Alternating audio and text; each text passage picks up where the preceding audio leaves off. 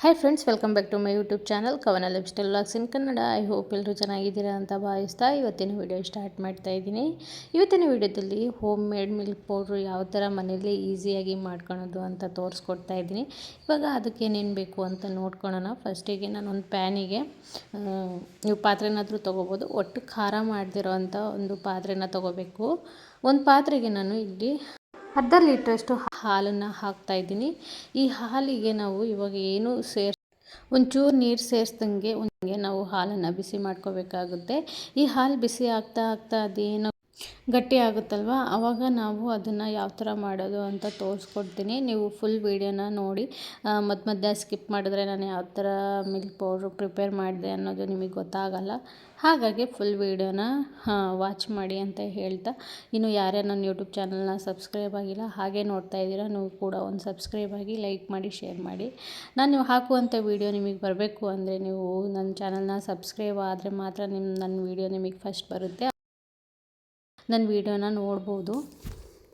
ಇದು ಹಾಲು ಬಿಸಿ ಆಗ್ತಾ ಆಗ್ತಾ ಆಗ್ತಾ ಸ್ವಲ್ಪ ಕಮ್ಮಿ ಆಗ್ತಾ ಬರುತ್ತೆ. ಇಲ್ಲ ಫಸ್ಟಿಗೆ ಇದ್ದಿದ್ದಕ್ಕೂ ಇವಾಗ ಇದ್ದಿದ್ದಕ್ಕೂ ನೋಡಿ ಎಷ್ಟು ಕಮ್ಮಿ ಆಗಿದೆ ಅಂತ. ಈ ಥರ ತಿರುಗಿಸ್ತಾನೆ ಇರಬೇಕು, ಅಂದರೆ ಮಿಕ್ಸ್ ಮಾಡ್ತಾನೆ ಇರಬೇಕು, ಇಲ್ಲ ಅಂದರೆ ತಳ ಹಿಡಿಯೋ ಚಾನ್ಸ್ ಇರುತ್ತೆ. ಇದು ತುಂಬಾ ಅಂದರೆ ನಾವು ಹೊರಗಡೆ ತರೋಕ್ಕಿಂತ ಈ ಥರ ಮನೇಲೇ ಮಾಡ್ಕೊಂಡ್ರೆ ತುಂಬಾ ಚೆನ್ನಾಗಿರುತ್ತೆ. ಹಾಗಾಗಿ ಇವತ್ತು ನಾನು ಮಿಲ್ಕ್ ಪೌಡ್ರು ಮನೇಲೆ ಯಾವ ಥರ ಮಾಡೋದು ಅಂತ ತೋರಿಸ್ಕೊಡ್ತಾ ಇದ್ದೀನಿ. ಇದು ಇವಾಗ ಬಿಸಿ ಆಗ್ತಾ ಆಗ್ತಾ ಎಷ್ಟು ಕಮ್ಮಿ ಆಗಿದೆ ಅಂತ ನೋಡಿ. ಇದು ತುಂಬಾ ಟೈಮ್, ಸ್ವಲ್ಪ ಪೇಷನ್ಸ್ ಬೇಕು ಇದನ್ನು ಮಾಡಲಿಕ್ಕೆ. ಈ ಫುಲ್ಲು ಕುದ್ದು ಫೈನಲಿ ಈ ಸ್ಟೇಜಿಗೆ ಬಂದಿದೆ. ಏನು ಹಾಲು ನಾವು ಬಿಸಿ ಮಾಡಿದ್ವಿ ಅದು ಇಲ್ಲಿ ನೋಡಿ ಯಾವ ಥರ ಬಂದಿದೆ ಅಂತ. ಇವಾಗ ನಾನು ಇದನ್ನು ಒಂದು ಪ್ಯಾನಿಗೆ ನಾನು ಸಪ್ರೇಟ್ ಮಾಡ್ಕೊತೀನಿ, ಯಾಕಂದರೆ ಇದರಲ್ಲಿ ಚೆನ್ನಾಗಾಗಲ್ಲ ಅಂತ. ಮತ್ತು ನಾನು ಒಂದು ಪ್ಯಾನಲ್ಲಿ ಹಾಕ್ಕೊಂಡು ಸ್ವಲ್ಪ ಗಟ್ಟಿ ಮಾಡ್ಕೊತೀನಿ. ಇಲ್ಲಿ ನೋಡಿ ಬಿಸಿಯಾಗಿ ಯಾವ ಥರ ಹದಕ್ಕೆ ಬಂದಿದೆ. ಈ ಥರ ಹದಕ್ಕೆ ಬಂದಾಗ ನಾವು ಸ್ಟವ್ ಆಫ್ ಮಾಡಿಕೊಂಡು ಈ ಸ್ವಲ್ಪ ತಣ್ಣಗಾಗಲಿಕ್ಕೆ ಬಿಡಬೇಕಾಗುತ್ತೆ. ಇದಕ್ಕೆ ಒಂಚೂರು ನೀರು ಸೇರಿಸಬಾರ್ದು. ನಾವೇನು ಗಟ್ಟಿ ಹಾಲು ಹಾಕ್ತೀವಿ ಅದೇ ಗಟ್ಟಿ ಹಾಲಲ್ಲಿ ನಾವು ಈ ಹದದಲ್ಲಿ ಅದನ್ನು ಬಿಸಿ ಮಾಡ್ಕೋಬೇಕು. ಇವಾಗ ಅದನ್ನು ಒಂಚೂರು ತಣ್ಣಗಾಗಲಿಕ್ಕೆ ಬಿಟ್ಟು ನಾನೀಗ ಒಂದು ತಟ್ಟೆಗೆ ಈ ಥರ ಸ್ವಲ್ಪನೇ ತೆಗೆದು ಈ ಥರ ಫುಲ್ ತಟ್ಟೆ ತುಂಬ ಸ್ಪ್ರೆಡ್ ಮಾಡ್ಕೊತೀನಿ. ಮತ್ತು ಇನ್ನೊಂದು ತಟ್ಟೆಯಲ್ಲಿ ಒಂದೇ ತಟ್ಟೆಯಲ್ಲಿ ಜಾಸ್ತಿ ಆಗುತ್ತೆ, ಬೇಗ ಒಣಗಲ್ಲ ಅಂತ ನಾನು 2 ತಟ್ಟೆಯಲ್ಲಿ ಈ ಥರ ಫುಲ್ ಸ್ಪ್ರೆಡ್ ಮಾಡ್ಕೊತಾ ಇದ್ದೀನಿ. ಇದನ್ನು 2 ಅವರ್ಸು ಹಾಗೆ ಡ್ರೈ ಆಗಲಿಕ್ಕೆ ಬಿಡಬೇಕು. ಡ್ರೈ ಆದಮೇಲೆ ಅದನ್ನು ಮತ್ತೆ ನಾವು ಏನು ರೊಟ್ಟಿ ತಿರ್ಸಾಕ್ತೀವಿ ಅದೇ ಥರ ಚುಂಚ್ಕ ತೊಗೊಂಡು ಅದನ್ನು ತಿರ್ಸಾಕಬೇಕು. ಇಲ್ಲಿ ನೋಡಿ ನಾನು ಹೇಗೆ ಅದನ್ನು ಮಾಡ್ತಾಯಿದ್ದೀನಿ ಅಂತ. ಸ್ವಲ್ಪ ಡ್ರೈ ಆಗಿದೆ. ಡ್ರೈ ಆದಮೇಲೆ ಈ ಥರ ಮಾಡಿಕೊಂಡ್ರೆ ಮತ್ತೆ ಒಣಗಲಿಕ್ಕೆ ಹೆಲ್ಪ್ ಆಗುತ್ತೆ.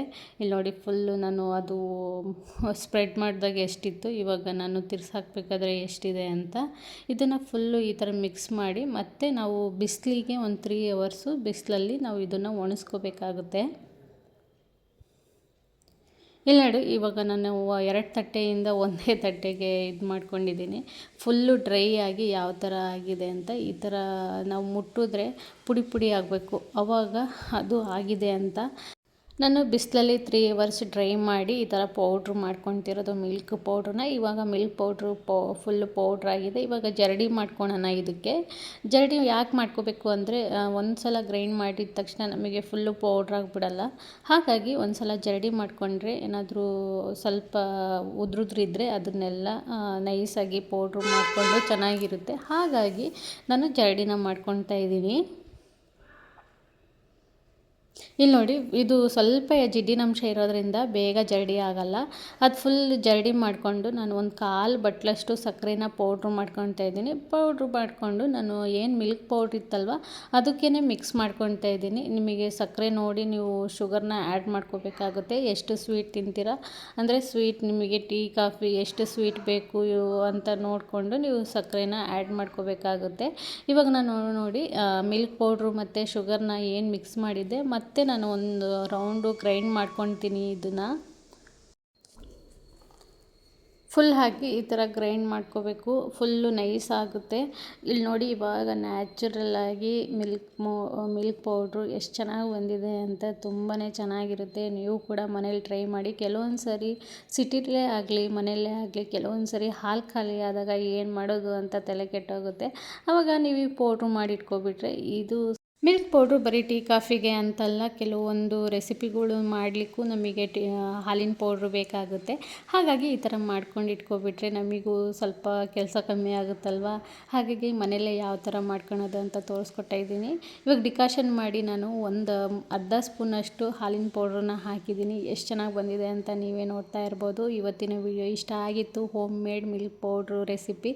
ನಿಮಗೇನಾದರೂ ಈ ವಿಡಿಯೋ ಇಷ್ಟ ಆದರೆ ಒಂದು ಸಬ್ಸ್ಕ್ರೈಬ್ ಆಗಿ, ಹಾಗೆ ಒಂದು ಲೈಕ್ ಮಾಡಿ, ನಿಮ್ಮ ಫ್ರೆಂಡ್ಸ್ ಆ್ಯಂಡ್ ಫ್ಯಾಮಿಲಿಗೂ ಶೇರ್ ಮಾಡಿ ಅಂತ ಹೇಳ್ತಾ ಇವತ್ತಿನ ವಿಡಿಯೋ ಇಲ್ಲಿಗೆ ಎಂಡ್ ಮಾಡ್ತಾಯಿದ್ದೀನಿ. ಈ ಹೋಮ್ ಮೇಡ್ ಮಿಲ್ಕ್ ಪೌಡ್ರು ಈ ವಿಡಿಯೋ ನಿಮಗೆ ಇಷ್ಟ ಆಗಿದೆ ಅಂತ ಈ ವಿಡಿಯೋನ ಇಲ್ಲಿಗೆ ಎಂಡ್ ಮಾಡ್ತಾಯಿದ್ದೀನಿ. Thank you all.